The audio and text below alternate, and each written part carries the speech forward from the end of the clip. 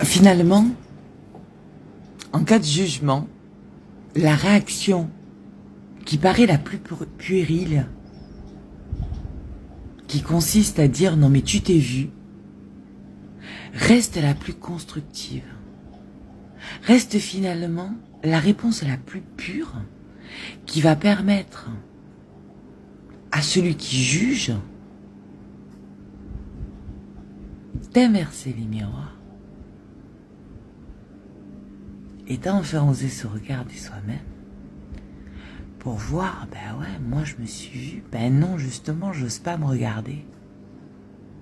Ben enfin, faudrait se regarder, quoi. Donc, vous savez, on dit, avant de juger les autres, juge-toi toi-même. Ben c'est exactement ça.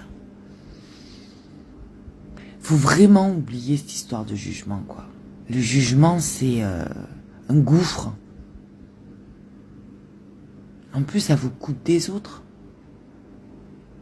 Ça met une distance, ça met des barrières.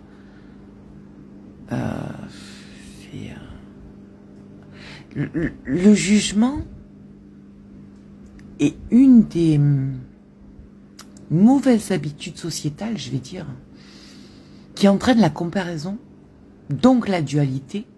Et qui dit dualité, dit combat, dit séparation. Alors qu'on est tous complémentaires.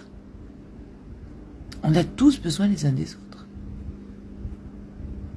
Et comme je dis toujours, je vous rappelle cette petite histoire de l'histoire de... Je sais plus qui c'est qui dit ça, quoi. Mais demande à un poisson de voler ou demande à un oiseau de nager. Parce que bon, à part le martin pêcheur, il n'y en a pas beaucoup qui nagent, des oiseaux. Et puis des poissons volants, à part le poisson-chat qui ne vole pas d'ailleurs.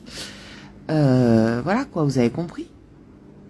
Donc on juge les autres, on ne connaît pas leur histoire, on ne connaît pas leur parcours, on ne connaît pas leur passé, on ne connaît pas forcément non plus leur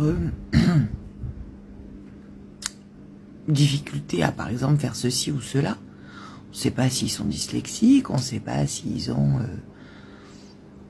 un dysfonctionnement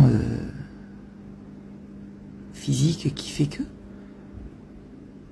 Donc on arrête le jugement, et puis on s'occupe de soi, et on arrête de perdre son temps et son énergie, voilà, en la dispersant ailleurs. On se recentre sur soi, et là c'est là que c'est intéressant d'être nombriliste, mais pas égotique. C'est bien la nuance.